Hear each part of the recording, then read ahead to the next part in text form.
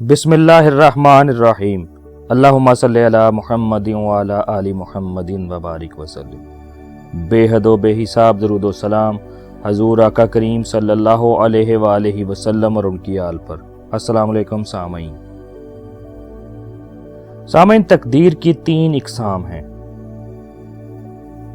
Number 1 تقدیر مبرم حقیقی، number 2 تقدیر مبرم غیر حقیقی، نمبر 3 تقدیر معلق۔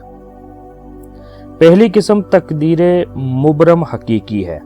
یہ آخری فیصلہ ہوتا ہے جس کو اللہ تعالیٰ کے حکم سے لوح محفوظ پر لکھ دیا جاتا ہے اور اس میں تبدیلی ناممکن ہے۔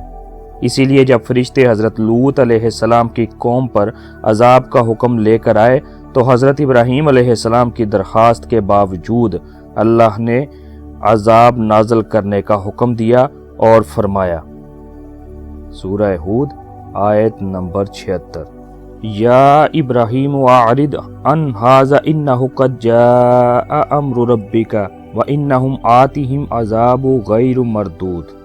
ترجمہ: فرشتوں نے کہا، اے ابراہیم، اس بات سے درگزر کیجئے، بے شک اب تو آپ کے رب کا حکم یعنی عذاب آ چکا ہے اور انہیں عذاب پہنچنے ہی والا ہے جو پلٹایا نہیں جا سکتا۔ سامعین، چونکہ یہ عذاب قضائے مبرم حقیقی تھا اس لیے نہ ٹل سکا۔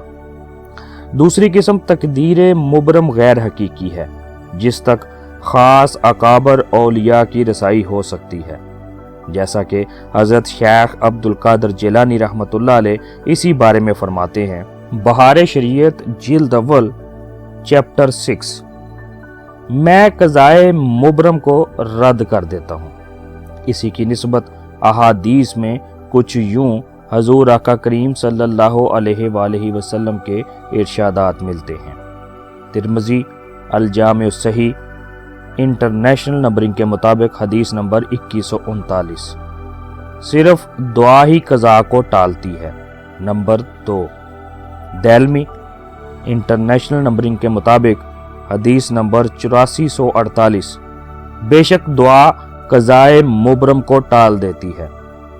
سامعین، تیسری اور آخری قسم قضائے معلق کی ہے جس تک اکثر اولیاء، صلحاء اور نیک بندوں کی رسائی ہو سکتی ہے، خواہ وہ اللہ تعالیٰ کی عطا سے ہو یا حضور نبی کریم صلی اللہ علیہ وآلہ وسلم کی شفاعت سے ہو، یا اولیاء کرام کی دعاؤں سے، والدین کی خدمت سے ہو یا صدقہ و خیرات سے ہو۔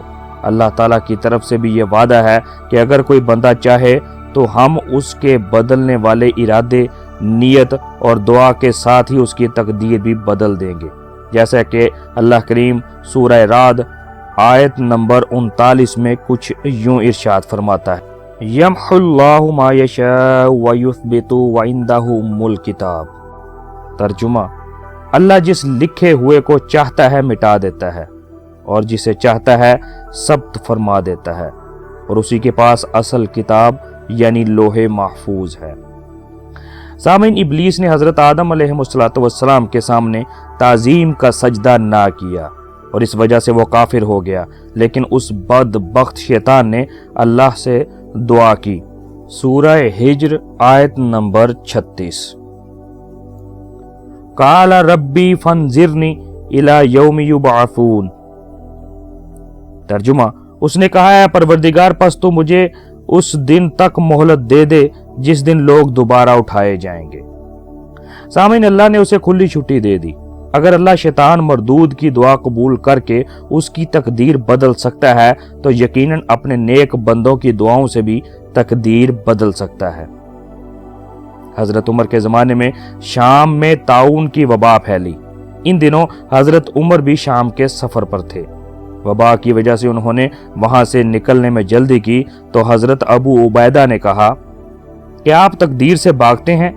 حضرت عمر نے جواب دیا، میں اللہ کی قضا سے اس کی قدر کی طرف بھاگتا ہوں۔ سامعین، اس کا مطلب یہ ہے کہ اگر طاعون جیسا مرض کسی علاقے میں وبا کی صورت میں پھیل جائے اور میں کسی دوسرے علاقے میں پہنچ کر اس مرض سے بچ جاؤں تو میرا بچ جانا خدا کی تقدیر یعنی علم میں ہوگا۔ لہٰذا آیت مقدسہ اور حدیث مبارکہ کی روشنی میں ثابت ہو گیا کہ خداوند تعالی جب چاہتا ہے اپنے علم کے مطابق موقع با موقع تقدیر میں رد و بدل کرتا رہتا ہے، اور یہ رد و بدل قضائے معلق کی صورت میں ہوتا ہے، لیکن جو خدا کے علم میں آخری فیصلہ ہوتا ہے وہی ہو کر رہتا ہے۔